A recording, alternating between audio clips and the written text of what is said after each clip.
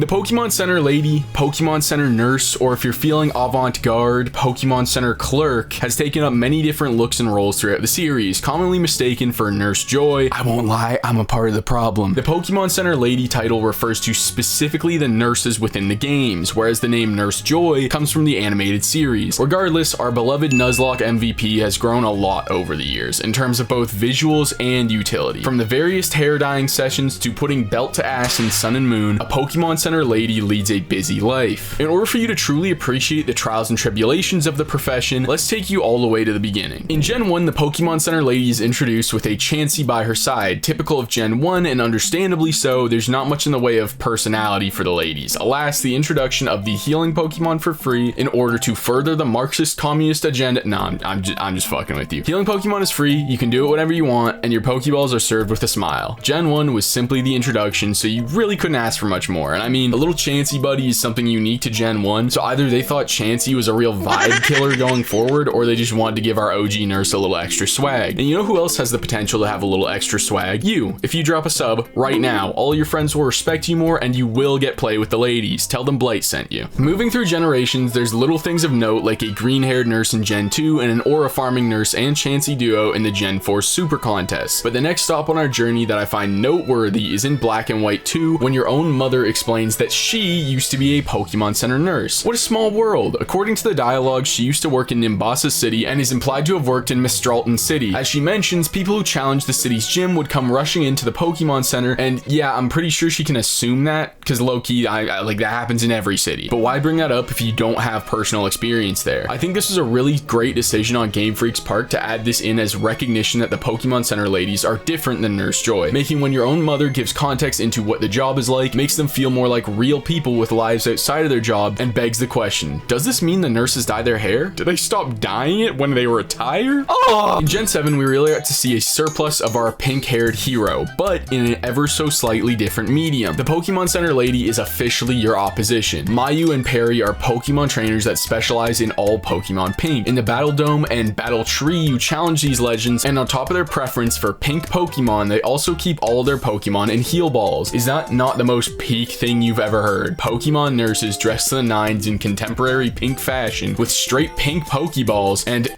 mostly pink Pokemon. If that isn't peak, I don't know what is. Skipping all the way to Scarlet and Violet, everything seems fairly normal at first. The interesting part is when you dip your little toesies into the water of the Teal Mask DLC. In Masui town of Kitakami, you encounter a very uniquely Gen Z coded Pokemon Center lady with an absolutely bedazzled Rotom phone, and to be honest, straight bullshit for an outfit. Like real deal white boy who claims he's from Chirac type outfit. And I guess her aura speaks for itself because she's the only one in the town that doesn't get fucked up off the binding mochi. She clearly doesn't like her job, and honestly, for that matter, people in general. But to be fair, it is customer service. I know what it's like watching the elderly man count 37 quarters out in front of you when there's a lineup of 18 people just trying to get 3 items and dip. Maybe we're all a little bit like Kitakami Nurse Lady and we're just afraid to admit it. In Pokemon Legends ZA, something new is brought to the table for our nurse friends. Different races, can you believe it? This was honestly the inspiration for this video, as it took me by surprise that a Japanese game company would do something like that without any outrage fueling the change. But now that it's happened, I'm like, fuck, what a goated decision from Game Freak. As a kid, when it was assumed that every nurse was just Nurse Joy teleporting from center to center, it wasn't even a factor to me. But today, knowing that Pokemon Center nurses can be anyone, it was just